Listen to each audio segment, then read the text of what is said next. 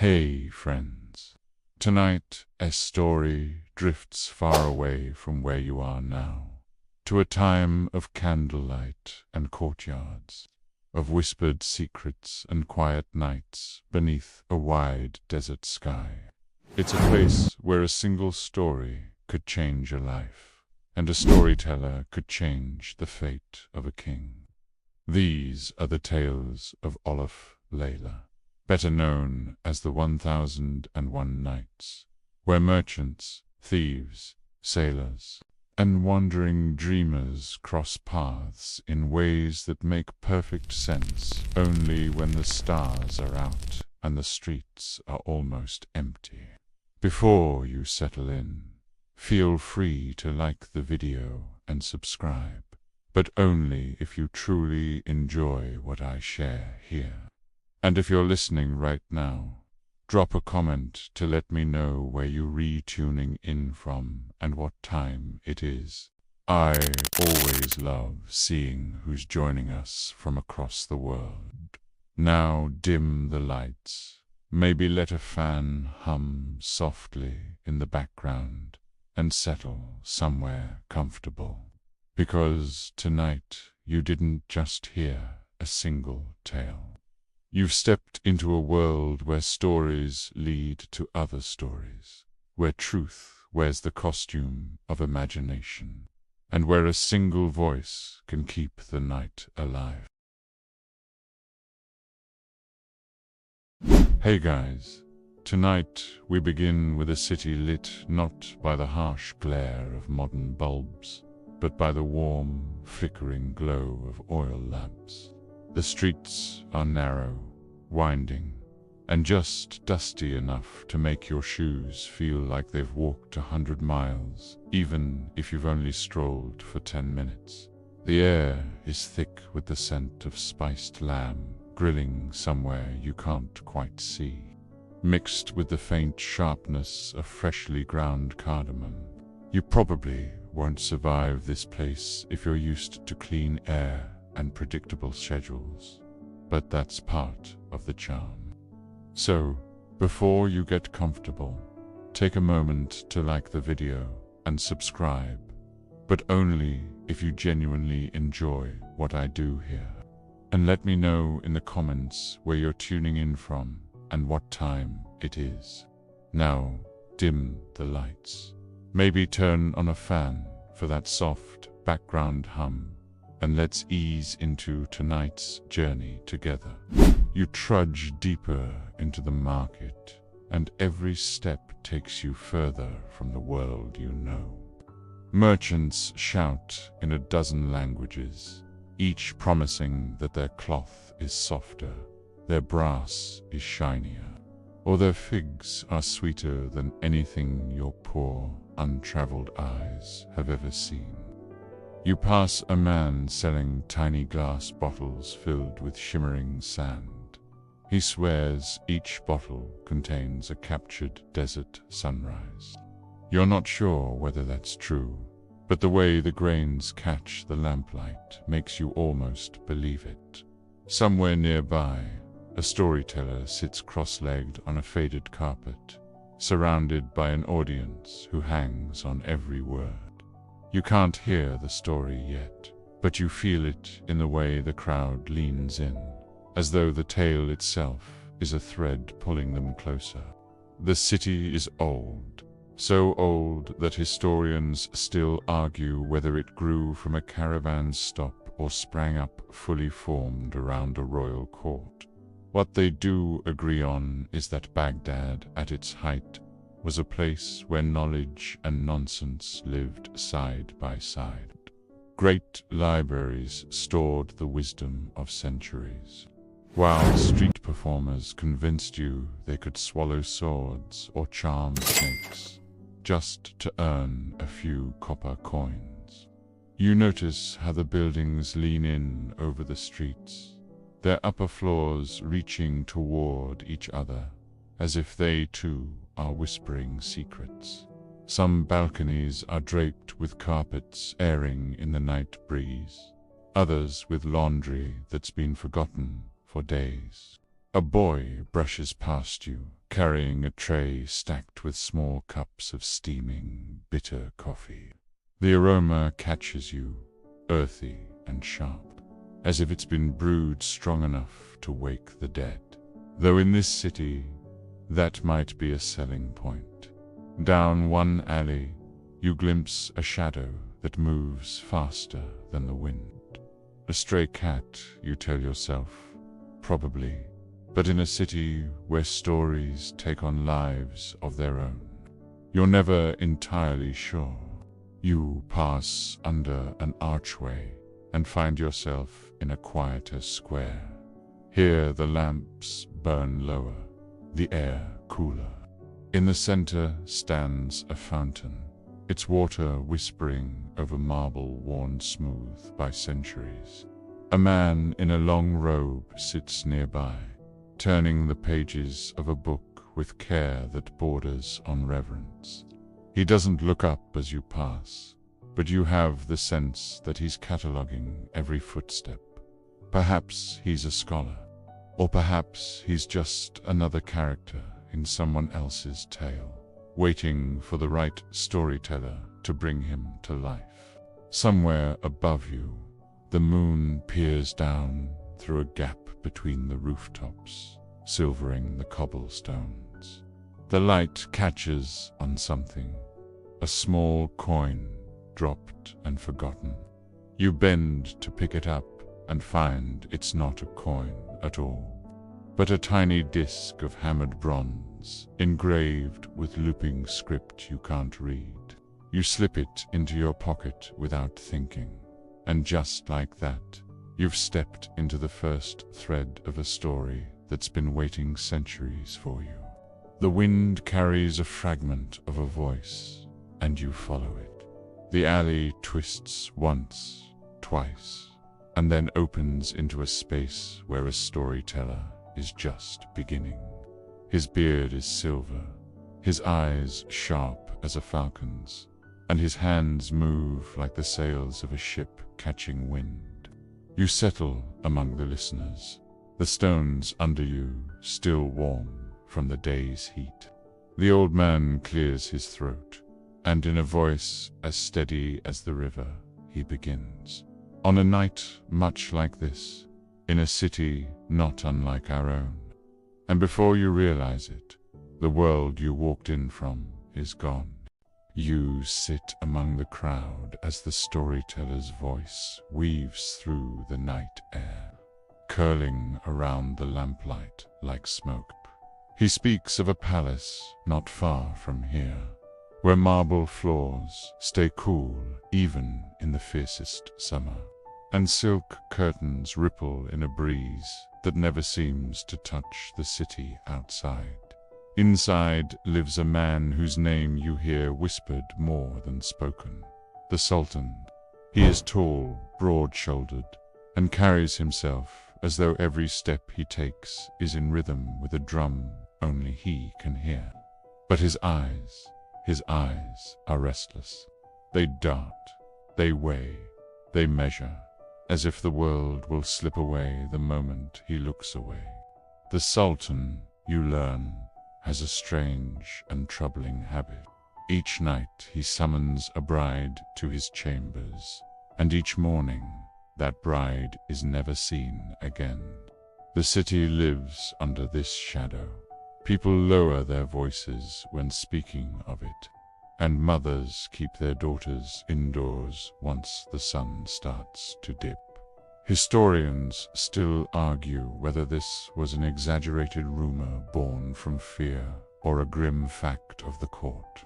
Some point to records of sudden disappearances in the royal registers, while others claim no such papers ever existed, perhaps quietly destroyed by a later generation. From the storyteller's tone, you sense this is no idle tale. The Sultan's sleeplessness is legendary. He walks the palace corridors deep into the night, past golden lamps and carved cedar doors, his steps echoing off the high domes.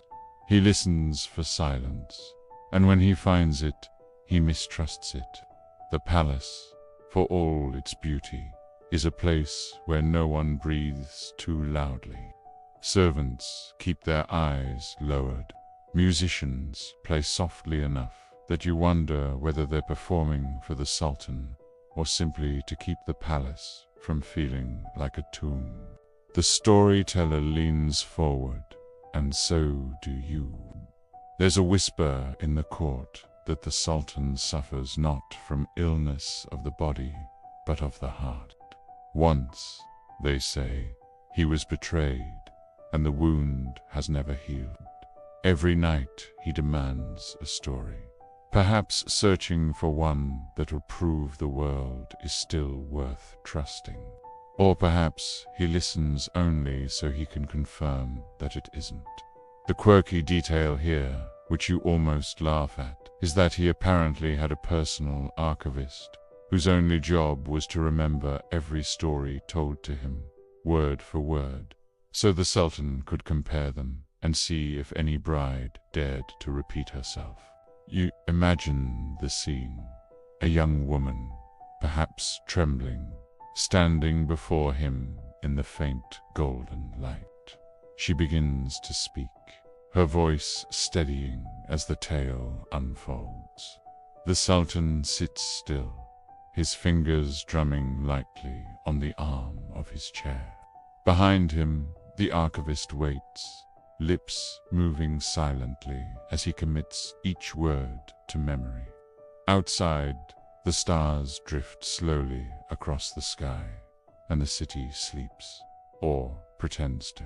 One detail catches you. The storyteller says the Sultan was never satisfied with short tales. No, he wanted stories that stretched into the dawn, as if the telling itself could hold back the light. And here is where the first glimmer of our larger tale appears. In the city, beyond the palace walls, there lived someone who heard of the Sultan's strange hunger for stories and decided, quite calmly, to step into the jaws of it. But not yet. The storyteller pauses here, his eyes scanning the crowd, letting the anticipation coil tighter.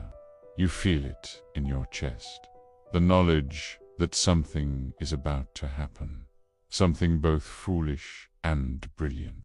And above it all, the night wind stirs again, carrying with it the mingled scents of rosewater, warm bread, and the faintest trace of something sharper, like the smell before a storm.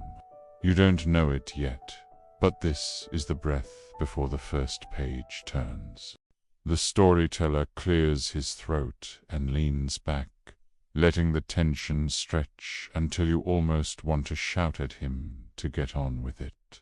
But this is Baghdad, and here, time is a servant of the story, not the other way around. He finally speaks of a young woman named Scheherazade. Her name is said like a silk ribbon being pulled through the air, long, soft, and deliberate. She was not a frightened villager or a trembling court girl. She was the daughter of the royal vizier, raised among books, music, and the kind of quiet observation that teaches you far more than anyone realizes. Scheherazade was clever in the way rivers are clever, patient, winding, and always finding a path forward. Historians still argue whether she truly existed or whether she was stitched together from the qualities of many remarkable women of her time.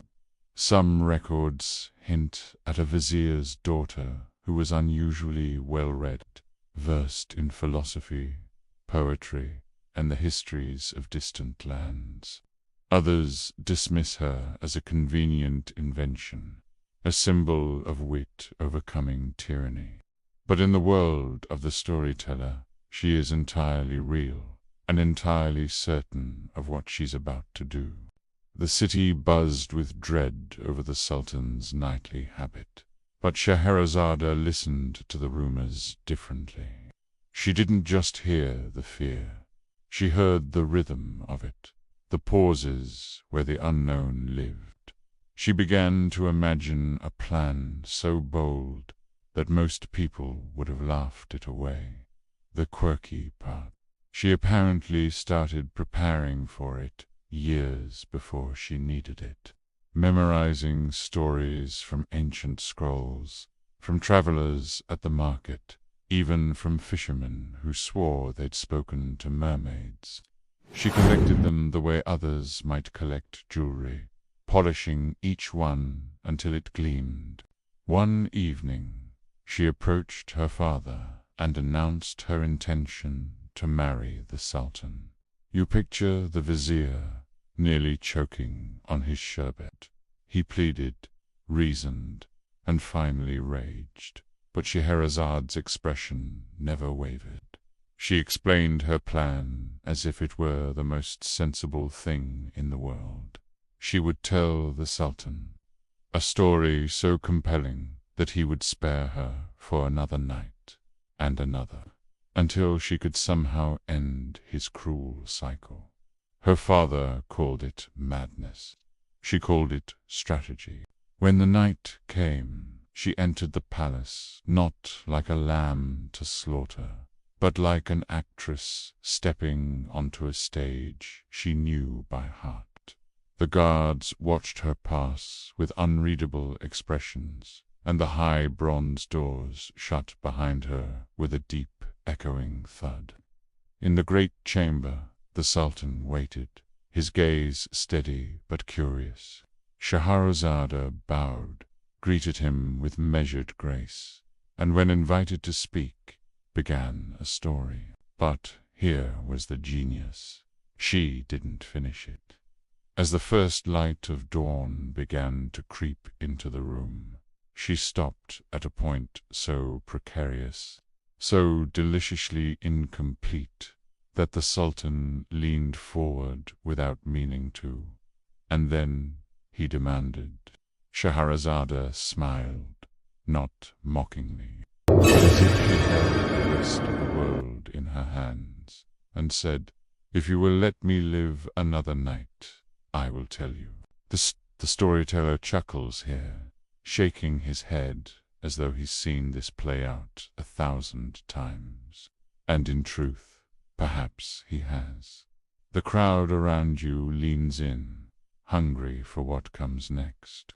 You realize you're leaning too, caught between knowing the shape of this story and wanting to feel each turn of it. The wind shifts again, rattling the brass lanterns overhead.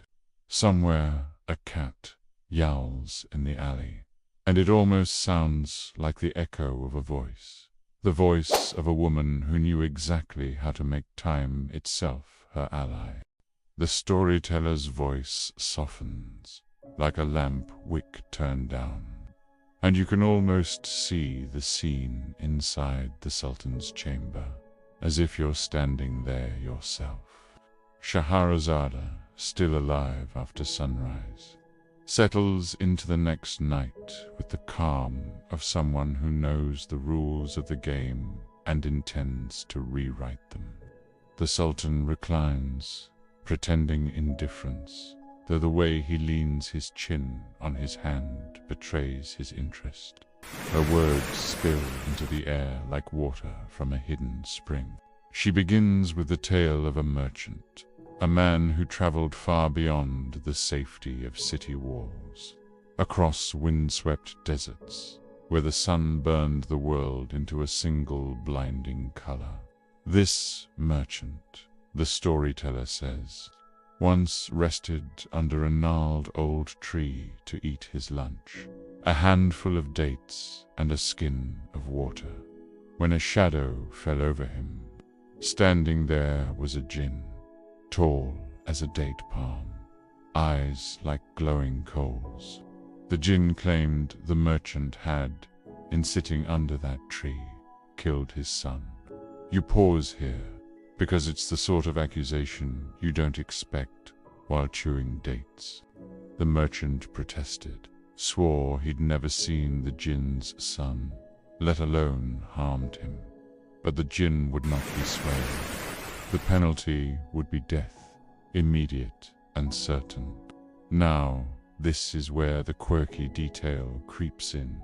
Instead of attacking on the spot, the jinn allowed the merchant one last request: to return home for a year, settle his affairs, and then willingly come back to die. Historians still argue whether this part of the story comes from an older Persian moral tale about honor, or if it was invented to test the limits of an audience's disbelief. In the Sultan's chamber, Scheherazade wove this moment with deliberate care. She described the merchant's homecoming, the way he embraced his family, divided his wealth among them, and then, as promised, returned to the tree a year later. The jinn appeared, astonished that the man had kept his word, just as the merchant prepared to meet his fate. Another figure stepped forward, an old man leading a gazelle, who offered to tell the jinn a story in exchange for a third of the merchant's life. You can almost feel the Sultan's attention sharpening. The merchant's fate now dangled on the thread of yet another tale. Scheherazade let her voice slow here, building the rhythm like a craftsman laying mosaic tiles. The old man began his story, and just as it reached its first twist, Scheherazade stopped. The dawn was staining the edges of the sky again. She folded her hands, lowered her gaze, and said nothing more. The Sultan, perhaps not realizing he'd spoken aloud, murmured, and then Scheherazade lifted her eyes with that same calm smile and replied, "Tomorrow night, my lord." And for the second time, she lived to see another day. The storyteller lets the words settle over the crowd like dust after a long ride. Around you, listeners are still staring at him, as though the jinn himself might step into the square at any moment. You know this is only the first of many stories, each one a knot tied in the rope Scheherazade was quietly climbing toward her freedom. And you, like the Sultan, can't help but want to hear the rest. The crowd shifts, a few people pulling their cloaks tighter against the cooling night air, but no one leaves.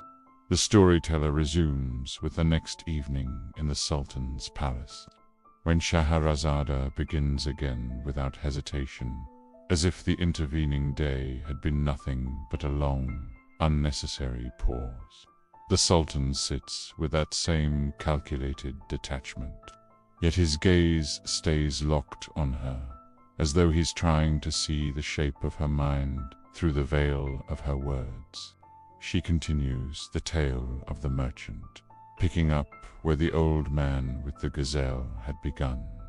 His story unfolds like a carpet being rolled across a marble floor, smooth at first, then revealing intricate patterns you didn't expect.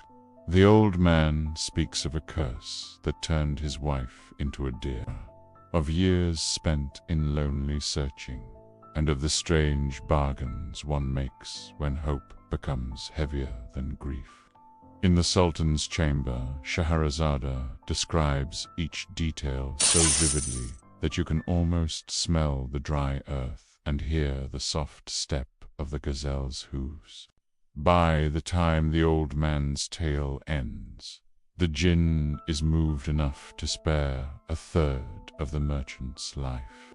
Then a second man steps forward, this one leading to black hounds, and offers another bargain, a story for another third of the merchant's life. This tale, too, is a tangle of betrayals, enchantments, and improbable transformations. Historians still argue whether the sequence of story within a story originated here or was borrowed from even older Indian and Persian collections. Stitched into the fabric of olive layla like threads of different colors, blending into a single design, you picture the Sultan listening, not only to the events themselves, but to the structure of it. Each new character within the tale has a rhythm, each digression carefully placed to make the return all the more satisfying. It's a kind of narrative architecture you could almost measure with a ruler. And the quirky detail that tickles you is the idea that this might have been a subtle strategy on Scheherazade's part, to make the Sultan associate the pleasure of anticipation with the sound of her voice. By the time the third man in the merchant's story tells his own strange adventure, involving a wife who secretly practiced sorcery and a miraculous escape from certain death, the jinn has been persuaded to spare the merchant entirely in the palace. You can almost hear the faintest exhale from the Sultan, not of relief, but of satisfaction. It's the release of tension after a taut bowstring is let loose, though the arrow hasn't been fired.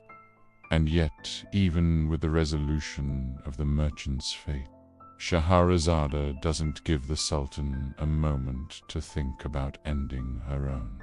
She glides straight into another tale, this time of a fisherman with a net, whose catch will be unlike anything you've ever seen. But before she reveals what emerges from the sea, the dawn begins to show its pale fingers along the horizon. She pauses, lowers her head, and lets the silence hang. The Sultan doesn't even try to hide his impatience now. "You will tell me tomorrow night," he says, as though it's an order. But you hear the truth beneath it. It's a request. Scheherazade bows, and once again she walks away with the sun at her back, and another day added to her life. The storyteller leans back, letting the murmurs of the crowd rise and fall. Around you, there's a shared sense that the real magic here isn't in the jinn, curses, or talking animals. It's in the careful, deliberate withholding of an ending. And though you're certain you'll hear more, you feel that same restless curiosity as the Sultan, caught between satisfaction and the hunger for the next chapter. The square has grown quieter now, the lantern flames steady in the warm night air. The storyteller wastes no time picking up where Scheherazade left her audience.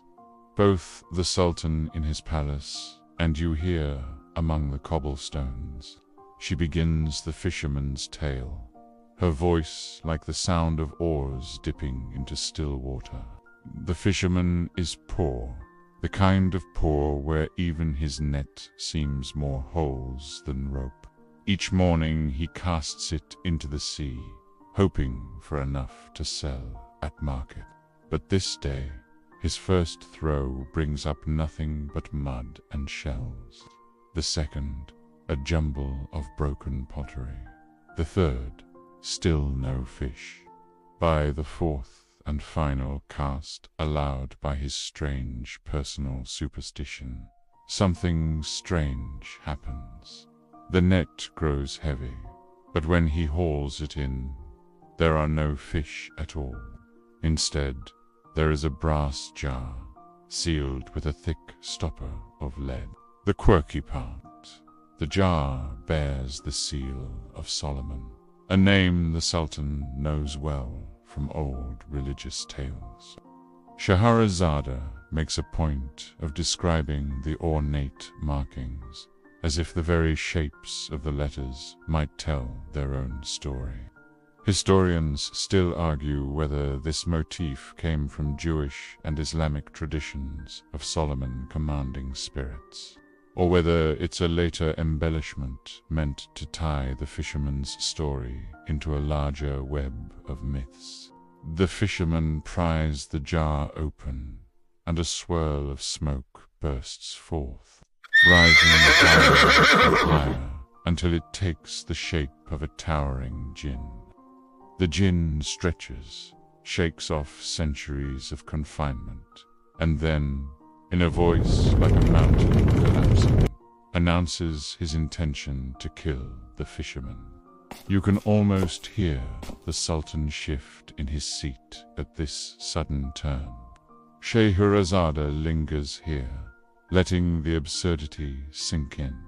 After all, wouldn't someone be grateful to their rescuer? The djinn explains his reasoning. Imprisoned for hundreds of years, he at first swore to reward whoever freed him. But as the centuries dragged on and no one came, his gratitude soured into bitterness. By the final century, he decided he would kill whoever opened the jar, and, for the sake of variety, grant them the choice of their own method of death. The fisherman, understandably, is not pleased with his options. In the palace, Scheherazade lets the moment hang, her voice dropping low as she describes the fisherman's face, the way his eyes dart as he begins to think, really think about how to survive this. He asks the djinn how so-and-so large ever fit into such a small jar. The djinn laughs, boasts of his power, and foolishly offers to demonstrate. As soon as he condenses back into smoke and coils himself inside, the fisherman slams the lead stopper back in place. You can almost feel the Sultan's lips twitch, whether in amusement or admiration, as the fisherman announces that perhaps he'll just toss the jar back into the sea. Scheherazade rides the moment like a skilled sailor catching a sudden gust. She draws out the negotiation between man and spirit, making the audience and the Sultan wonder how far each will push. But just as she begins to reveal the bargain they strike, the first hints of dawn spill into the chamber. The Sultan, now openly invested, waves a hand impatiently, but Scheherazade bows and falls silent. The ritual has taken root. Without needing to be asked, she will return the next night, and he will be there, waiting.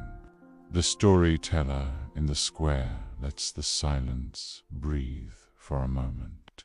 Around you, heads are tilted forward, as though the crowd too has been caught in Scheherazade's rhythm. And you realize that her greatest gift wasn't just telling a story. It was teaching her listener that the act of waiting could be sweeter than the resolution itself. You find yourself on the deck of a merchant ship, the boards warm under your feet from the late afternoon sun. The air smells of salt and old rope, and somewhere a seagull is making a half-hearted noise, as if even it is too tired to be fully invested in its own core. Sinbad is standing nearby, wearing clothes that are a little too fine for sea travel, but that's because Sinbad has never been one to blend in. He is smiling faintly, the sort of smile that suggests he has no idea what's about to happen, which is probably for the best. The ship rocks gently, almost as if it is agreeing with him. You pass crates of dates and sacks of grain, all carefully tied down, though you get the sense that if things went badly, those knots would not hold. The sailors move around you without speaking much. They are too busy adjusting sails, checking ropes, and generally giving the impression that the sea is always in the middle of planning something inconvenient. You lean on the railing and look out, but the horizon is nothing but endless blue. The kind of blue that tricks you into forgetting how quickly it can turn gray. Days pass in a rhythm that is not entirely unpleasant. You rise with the sun, eat something vaguely resembling bread, and watch Sinbad talk his way into other people's stories. He likes to listen as much as he likes to tell, and by the third day, he knows which sailor lost a tooth in Basra, which one swears the stars shift every night, and which one thinks the ocean has moods like a jealous spouse. At night, the ship creaks and sighs as if it's also trying to get comfortable enough to sleep. You start to think that maybe this voyage will be uneventful after all. But uneventful, as you quickly learn, is not something Sinbad is capable of. It begins one morning when the ship stops moving, not slows, stops entirely, as if it has decided to take a nap. The water is calm, the air still, and when you look over the side, you realize the reason. The ship has drifted against what looks like a small island. The sailors are delighted. They've been at sea long enough that even a patch of sand and some scrubby grass feels like a feast for the eyes. Sinbad is already talking about roasting fresh fish there for lunch. You follow them onto the island, which is soft and warm under your feet. There is no sign of life except a few seabirds who seem mildly offended at the intrusion. The sailors gather driftwood, laughing for the first time in days, and Sinbad hums to himself as he sharpens a knife. The fire is almost ready when the ground beneath you shifts, not a small tremor, but a slow, rolling motion that makes your knees buckle. One of the sailors freezes, another drops the wood in his arms. It is not an island. It is the back of a giant sea creature, the kind you're fairly certain people are not meant to stand on. The seabirds scatter, screaming in what you can only assume is avian profanity. The ground ripples again, and then rises. The sea monster, having just realized there are humans using it as a picnic spot, seems determined to fix that problem. Chaos follows. Men shout, grab what they can, and sprint for the ship, which is now rocking violently against the waves the creature is making. You run alongside Sinbad, who, to his credit, is laughing. He seems genuinely delighted by the turn of events, as if this is exactly the sort of thing he was hoping for when he set sail. The firewood is left behind, the half-prepared fish abandoned to its fate, and somehow everyone makes it back onto the ship, just as the creature slides back beneath the water. The rest of the day is spent in a sort of collective silence. No one talks about what just happened, but everyone looks a little paler, a little more aware of how much of the sea they don't understand. Sinbad leans on the railing, watching the water as if waiting for it to pull another trick. You can't tell if he's hoping it will or hoping it won't. Days later, the ship runs aground on an unfamiliar shore. Supplies are running low, and the captain decides to make camp. Sinbad wanders inland, curious as ever, and you follow. The land is green and quiet, but it feels off. You can't quite place it until you hear the sound. faint at first, then growing. It is the unmistakable rush of water, but heavier, deeper. You come upon a river unlike any you've seen, its current swift and its banks littered with shells that gleam in the sunlight. Sinbad, of course, decides this is a perfect place to rest. He stretches out under a tree, closes his eyes, and within minutes is asleep. You keep watch, which turns out to be a good idea, because the next sound you hear is not water, but voices.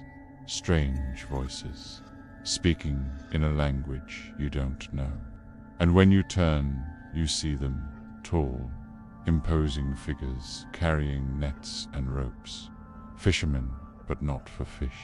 They see you and Sinbad, and before you can react, you are both caught up in a tangle of rope, hauled toward their village. You try to explain, but it's clear they aren't interested in your words.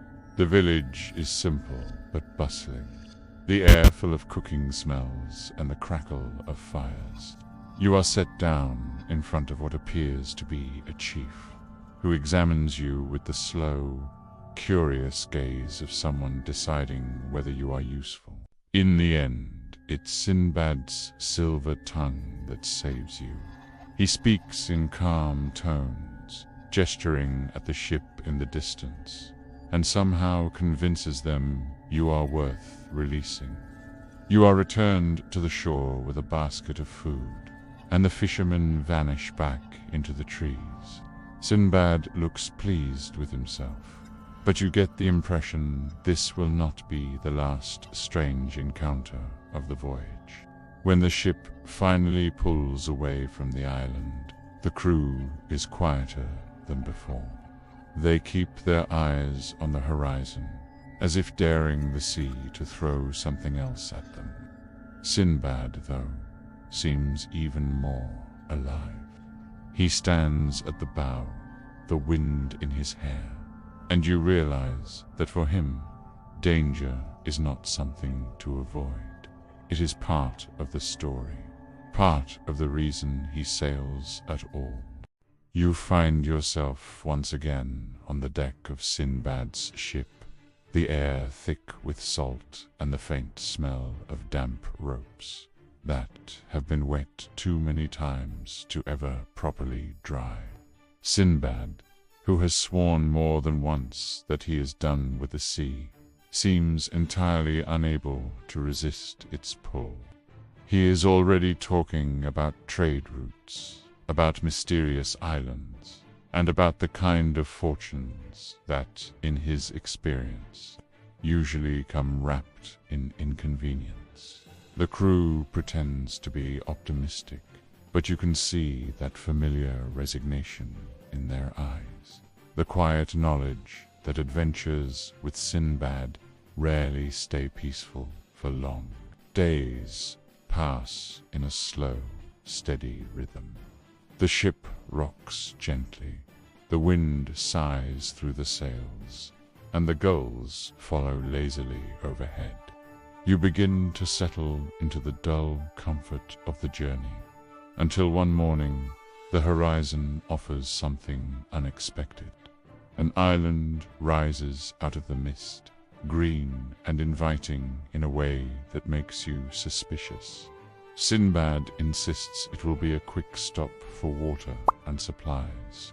You already know that quick stops in his company tend to last for weeks, sometimes in the company of unhelpful locals or animals that consider humans a snack. The island is lush, with trees heavy with strange fruits and streams that glint under the sun. The crew fans out to explore, and for a brief moment there is no sign of trouble. Then you hear it, the low, rhythmic thud of something large moving nearby. It is not quite the sound of footsteps, not quite the rustle of branches, but something in between. Sinbad, with his usual mix of curiosity and poor decision-making, moves toward the noise. You follow, of course, because the alternative is staying behind and wondering later if you should have stopped him.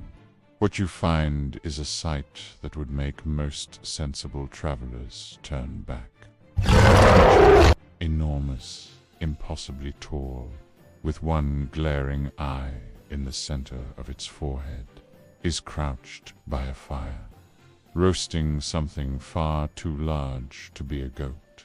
The Cyclops notices you, in that slow, unnerving way predators notice prey. Sinbad freezes for half a second, then greets it as though it were an old acquaintance. The Cyclops does not seem impressed. Within minutes, you and the crew are ushered into a stone enclosure, the kind of place that feels less like a guest house and more like a pantry. That night, you do not sleep well. The ground is cold. The air smells faintly of smoke and something much less pleasant.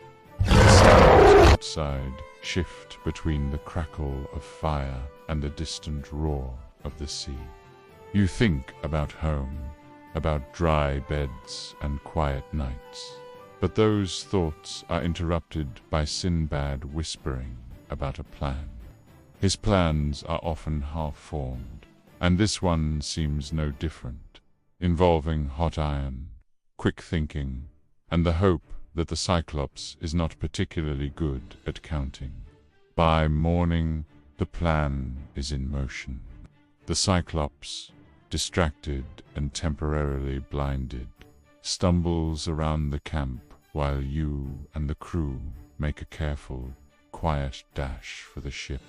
The sun is just rising, casting the water in shades of gold and red as you push away from the island. Behind you, the Cyclops roars, the sound carrying over the waves. Sinbad, catching his breath, declares it another successful voyage. You are not sure you agree, but you also know that the third voyage is now behind you, and that, somehow, the fourth will happen sooner than you'd like.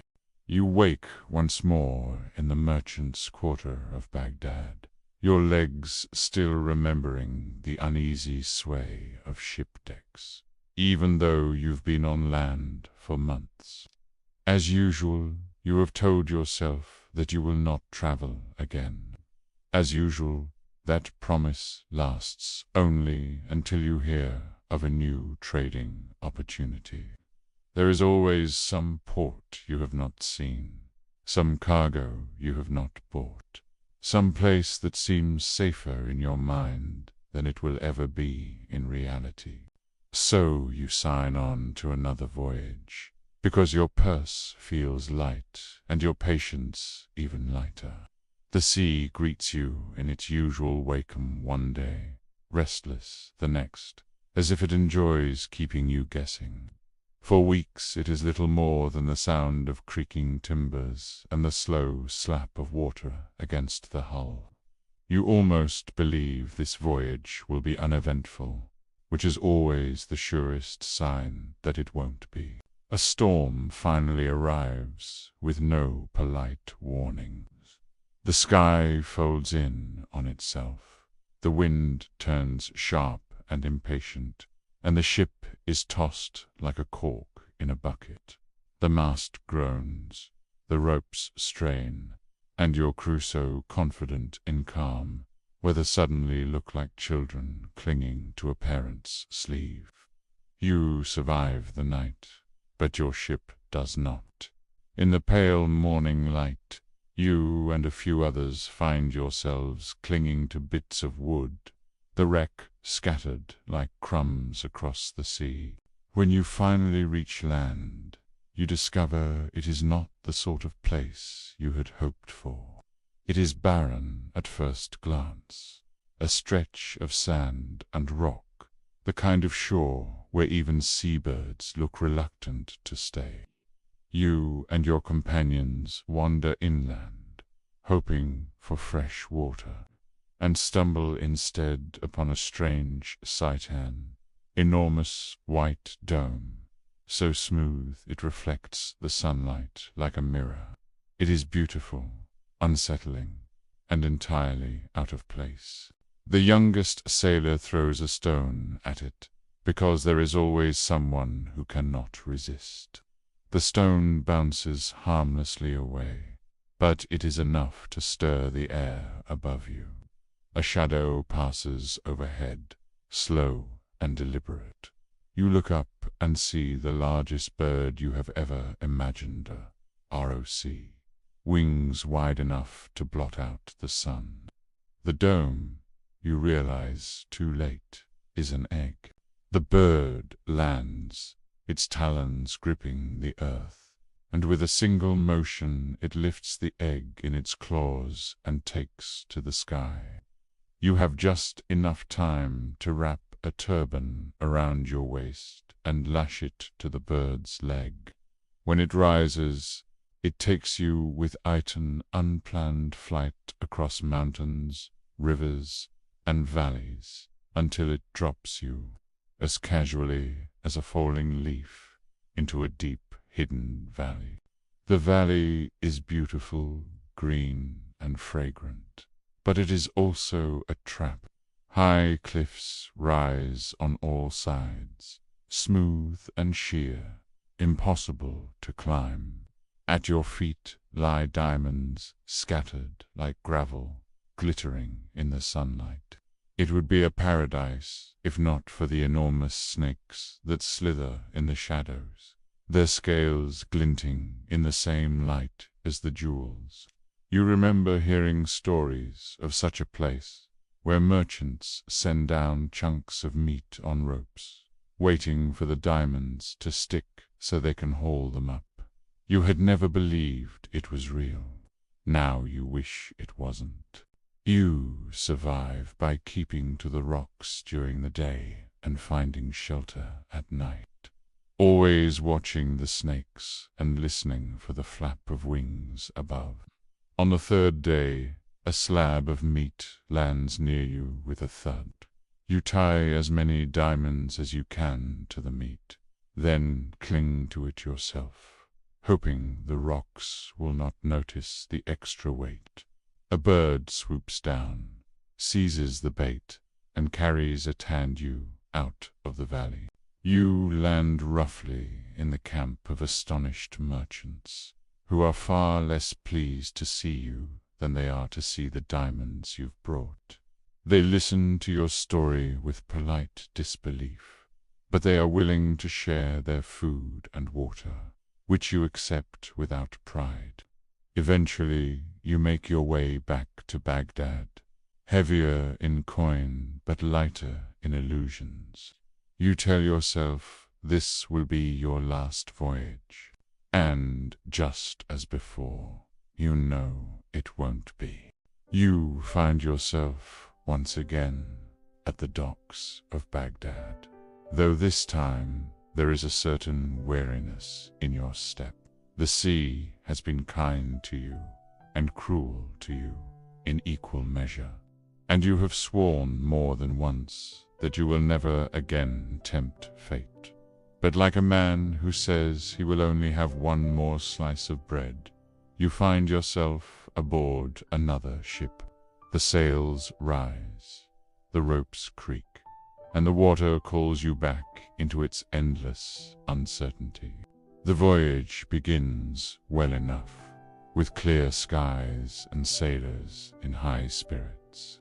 You travel from port to port, trading goods and stories, watching the way the sea turns a different shade each morning. But as every experienced sailor knows, calm seas are merely a polite pause before mischief arrives. And it does arrive, not in the form of storms or pirates, but in a way you could never have planned for a treacherous island that was not an island at all. This strange land seems inviting enough. Trees heavy with fruit sway in a gentle breeze, and the sand feels cool under your feet. But soon, an unsettling truth emerges. The island is actually the back of a gargantuan sea creature, older than any man alive, who has been resting on the surface. When it begins to stir, the earth beneath you ripples, and panic spreads among the crew. Some leap into the water, others cling to the ship, and you simply try to remember how to breathe. In the chaos, the sea takes what it wants.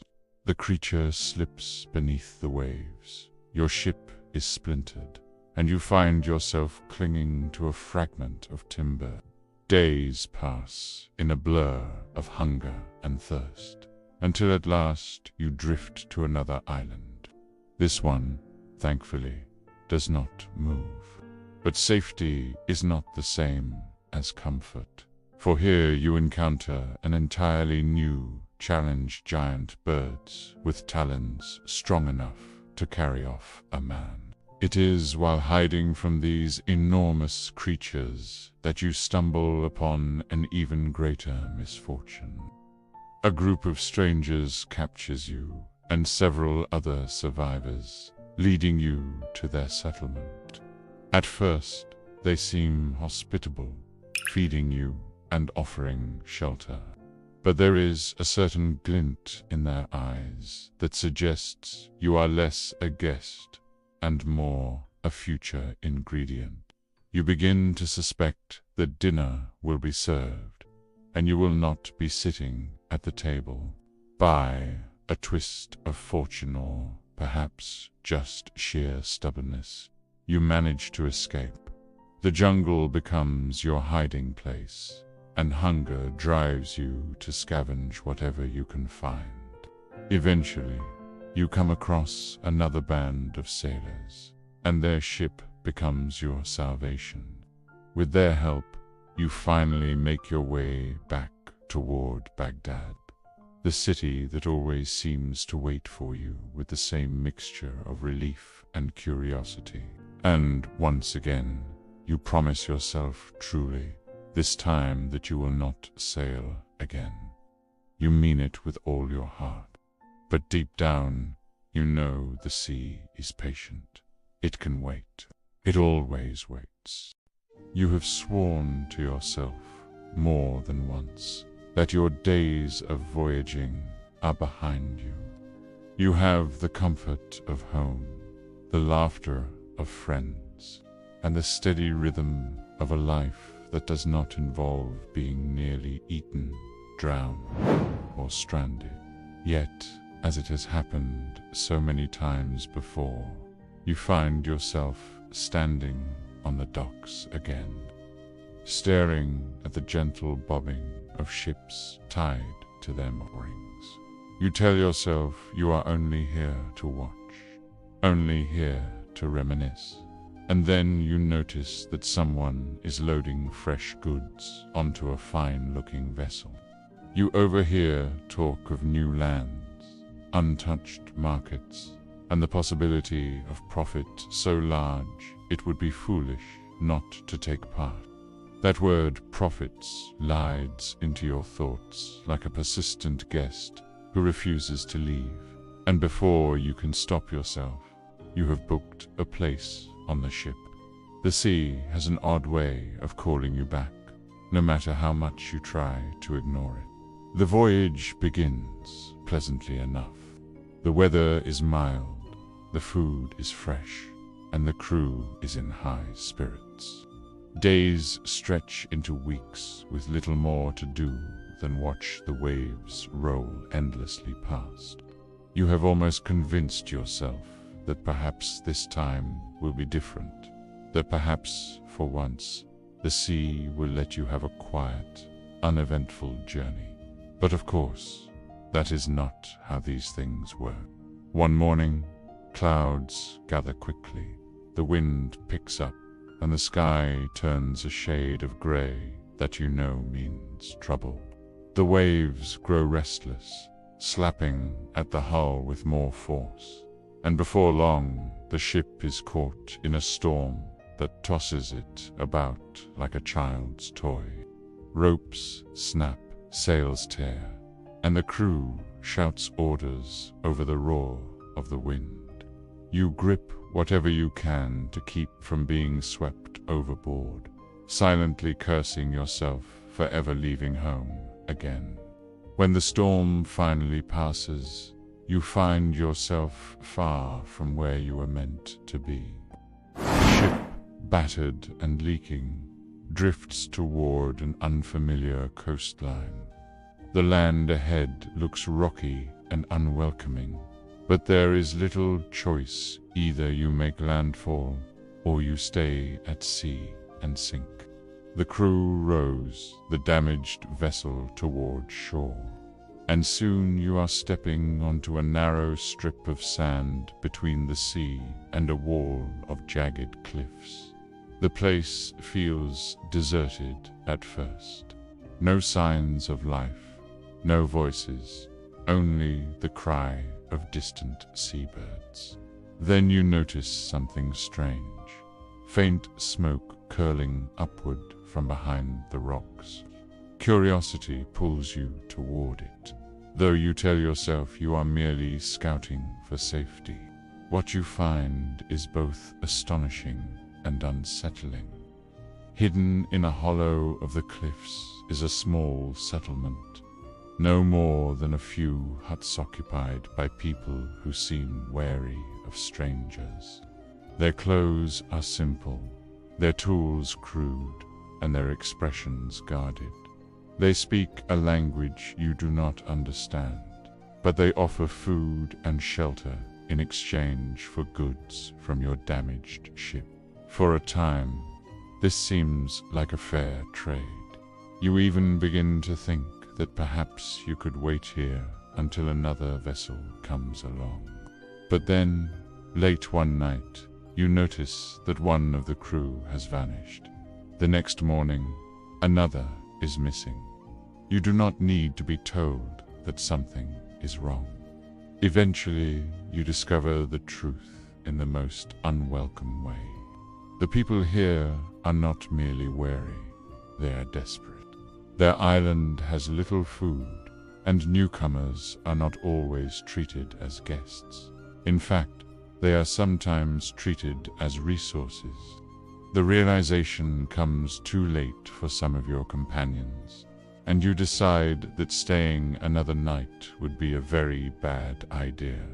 Quietly, you gather the remaining crew, repair what you can of the ship, and under the cover of darkness, you slip away from the shore. The sea, once your adversary, now feels like an ally in your escape. The return journey is no easier than the arrival. Supplies are low. The ship is still weakened from the storm, and every creak of the wood makes you fear that the sea will claim you after all. Yet somehow, through stubbornness or sheer luck, you manage to reach a friendly port. Stepping onto solid ground again feels like waking from a long, uneasy dream. You sell what little remains of your cargo, patch your wounds, both the visible and the invisible, and tell yourself, once again, that you are done with voyages forever. Of course, you have said that before. You tell yourself that after 6 voyages filled with disasters, improbable escapes, and more physical injuries than a man your age should be collecting, you are finally done with the sea. You have gold, you have a house, you have a bed that does not move up and down with the tide, and you have neighbors who do not attempt to cook you in a pot. It should be enough. And for a time, it is. But the thing about contentment is that it fades. Like a loaf of bread left in the sun too long, it hardens into restlessness. And one morning you find yourself staring at the harbor again, your fingers tapping an old sailor's rhythm on the window ledge. This voyage is not about treasure, or at least that is what you tell yourself. It is about closure. You convince your friends, and more importantly yourself, that you need one last journey to truly say goodbye to the sea. The ship you choose is strong, the crew experienced, and the weather perfect. For the first few days, you allow yourself to believe in luck. You even begin to whistle, but you should have known better. The sea does not let go of its favorite playthings, so a sudden storm appears on the horizon, the kind that does not politely announce itself, but arrives like an uninvited guest, tearing the sails and tossing you and your crew around like driftwood. The ship groans as if trying to shake you off, and before long, you are in the water, clinging to a piece of broken mast. The sea swallows the rest. Hours pass, or perhaps days. It is hard to tell before you find yourself washed up on a strange island. It is quiet here, with palm trees swaying gently and birds that seem unbothered by your arrival. You almost believe you've found a paradise, but paradise rarely has a catch. The catch appears in the form of a massive, rather unfriendly serpent that emerges from the jungle. Its scales glisten in the sunlight, and its eyes regard you with the sort of mild curiosity a cat might have for a mouse. You are not fond of the odds.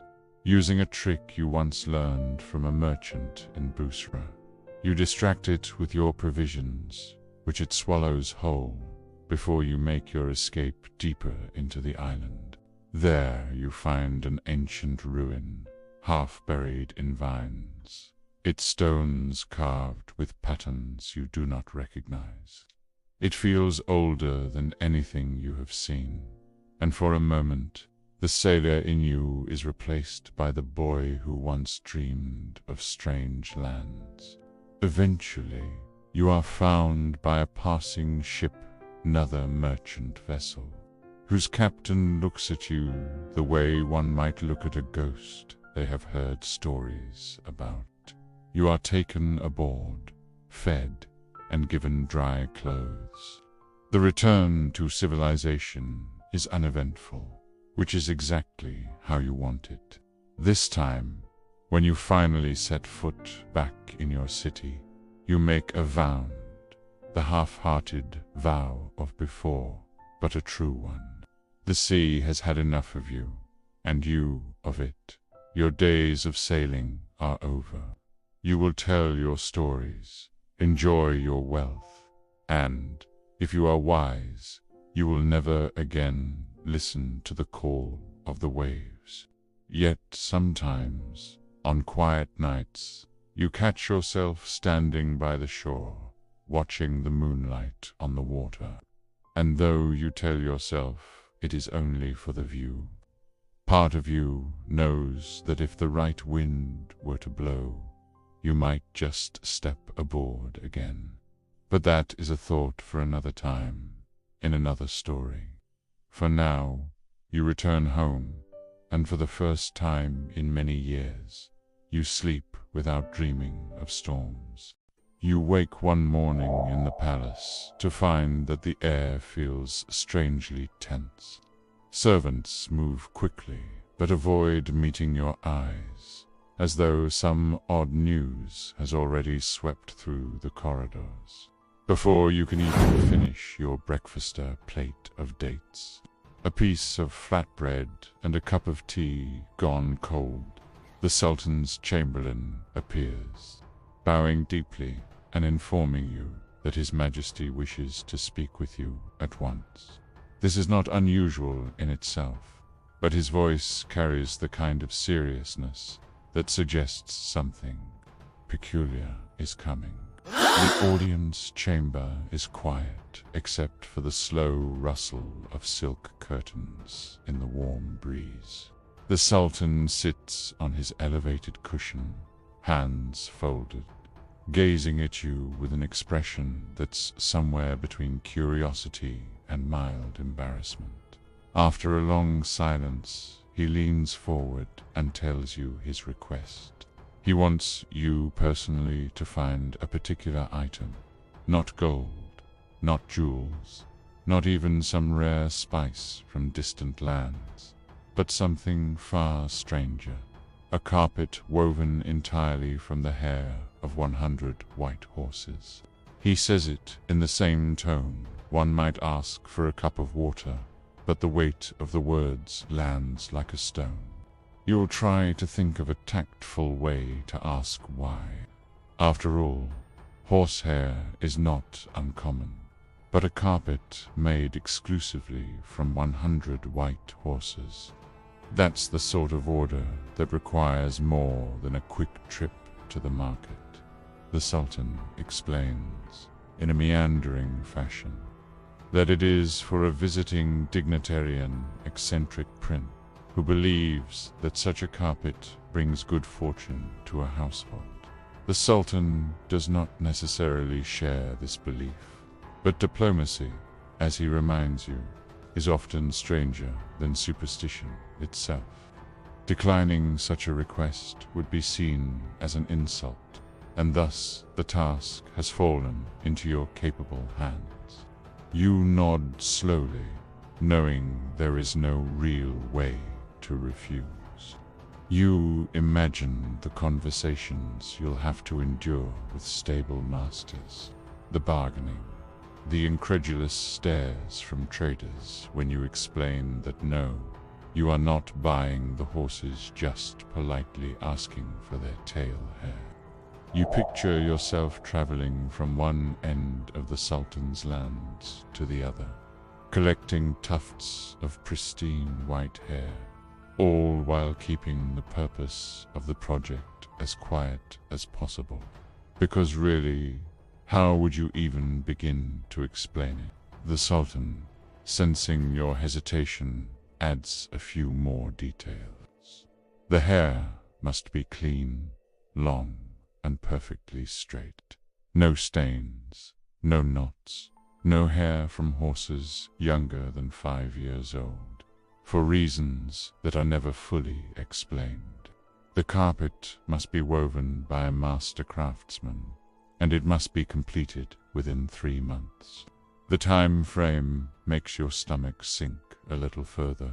3 months to gather material from 100 white horses scattered who knows where is optimistic. Poor. When you leave the audience chamber, the palace corridors feel longer than usual.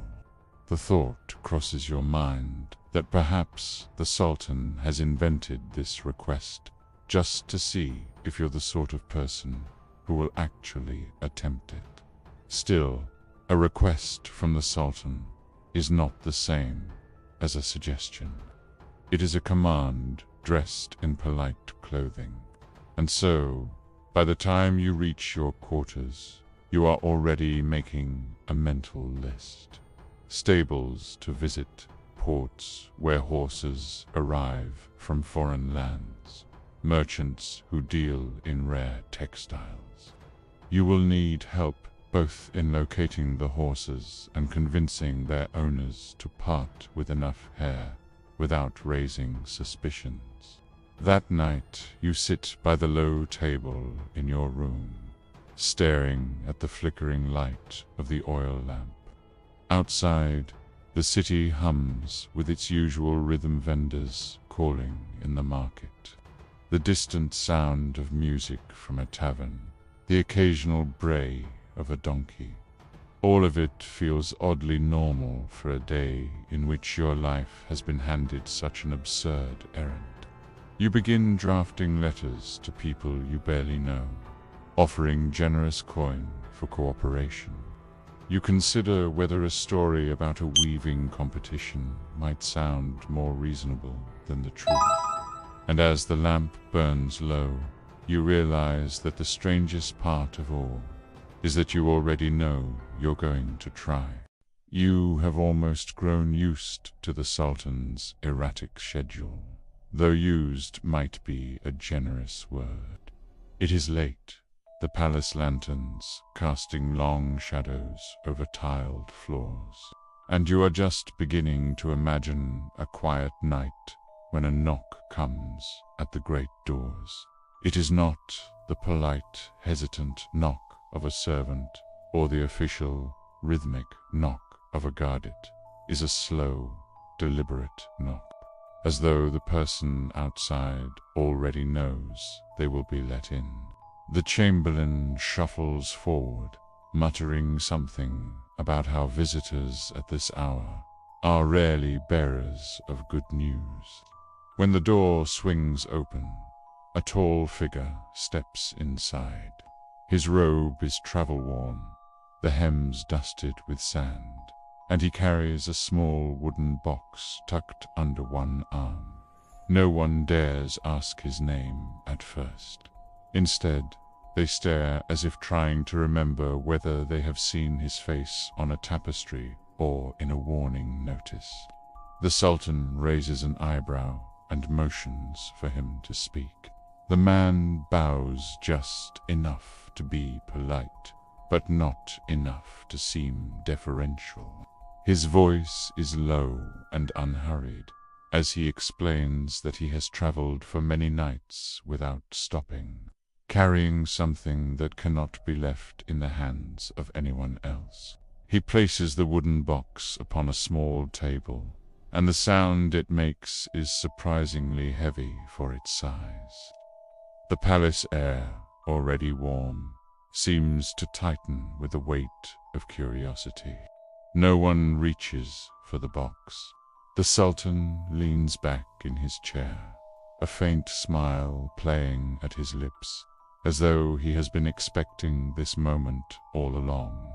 You notice that the stranger avoids looking at anyone directly, his eyes instead lingering on the intricate patterns of the carpet or the flicker of the oil lamps. It is as if he is measuring the room without letting the room measure him. The Sultan finally speaks, his words light but edged with something sharper. I assume you have not come here to admire my hospitality. The man nods once, slowly, and rests his hand on the box. The lid creaks when he lifts it. What lies inside is not immediately clear. At first glance, it seems to be a collection of smooth, pale stones, each carved with lines and symbols that shift under the light. You lean closer, certain that the symbols were not the same a moment ago. The Sultan's smile deepens, not with delight, but with the sort of recognition that only someone burdened with too many secrets might have. He gestures for the box to be closed again. Whatever it is, he already understands it, or at least he wants the stranger to believe he does. The conversation that follows is not for everyone's ears. The Sultan waves away most of the court, leaving only a few trusted attendants. You remain at a distance, pretending to study a vase, but listening carefully all the same. The words you catch are fragments, agreement, oath, sunrise, and something that might have been danger. Though it is spoken so softly, you are not entirely certain. The stranger's tone never changes, even when the Sultan's voice grows quieter and more deliberate. When the meeting ends, it does so without ceremony. The man picks up the box again, tucking it under his arm as though it weighs nothing at all. He does not bow this time, only nods and steps back into the night. The palace door closes behind him, leaving the faint scent of travel dust, leather, and the metallic temps of distance. You half expect the Sultan to explain, but he does not. Instead, he rises, stretches as though the matter were already settled, and walks away toward his private chambers. You stand in the echo of that midnight visit, unsure whether you have just witnessed the beginning of something or the end of it. The lamps flicker in the draught left by the opening and closing of the door. Somewhere in the garden, a night bird calls out, and the sound seems louder than it should be. Sleep will not come easily tonight, not with the image of that small wooden box lingering in your thoughts. You are standing in the palace gardens, where the scent of jasmine is thick enough to make you feel a little unsteady. The air is cool, the moon is high, and somewhere in the shadows, a pair of eyes watches you. They do not belong to a guard or a servant, or even the Sultan himself. Instead, they belong to someone who seems to have stepped out of the pages of a story you once heard as a child. This figure moves with the silence of wind through silk, and when they finally speak, it is not in words you recognize. You realize then that the palace has its own language of secrets, a dialect spoken only by those who thrive under moonlight. The stranger produces a small object from their robe, holding it out to you without a word. It glints faintly, not gold, not silver, but something older, something that feels like it remembers hands that held it centuries ago. And in that moment, you understand that this is not a gift, but a burden. The voice of the palace, the endless chatter of courtiers and merchants, fades away in the night air. The stranger vanishes almost as quickly as they appeared, leaving you with the weight of the object and the even heavier weight of questions. What is it? Why was it given to you? And why does it feel like it was waiting for you long before you ever arrived in this city? Later, lying in your quarters, you find you cannot sleep. Every rustle of palm leaves sounds like footsteps. Every flicker of torchlight seems to hold a figure just out of view. The object sits on the low table beside your bed, watching you in its own way, as if it too is waiting for you to decide what comes next. The moonlight spills through the lattice windows, touching its surface, and for the briefest moment, you think you see it move. You find yourself back where it all began, though the journey has left you older, slower, and perhaps slightly more suspicious of carpets that claim to be magical. The night air is still warm. The lanterns burn low, and the streets of the city feel quieter than you remember. You walk with a strange sense of completion, as though some great cycle has finally folded in on itself, though you're not entirely sure what that cycle was, or if it was worth the effort. The world has a way of not answering such questions, preferring to leave them floating just out of reach, like the last date in a jar you can't quite pick out with your fingers. The people you met along the way, sultans, sailors, merchants, thieves are now reduced to faint echoes in your memory. Their voices blur together, their stories overlap, and you can't quite recall whether you lived through these events or merely dreamed them while half asleep on a long voyage. But perhaps that doesn't matter. Journeys are not measured in the things you bring back, but in the way the road changes you, subtly and without asking permission. You've learned that not all treasures are gold, not all magic is benevolent, and not all endings are tidy. You pause by a quiet fountain, watching the ripples disturb the moon's reflection.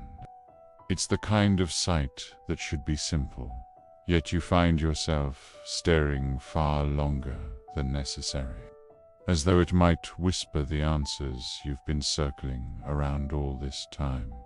But the fountain says nothing. It simply flows on, much as the world will when you're gone. And so, you let the unanswered questions be, and with a faint, tired smile, you step away, disappearing into the stillness of the night, carrying nothing but the stories you may tell, or may keep entirely to yourself.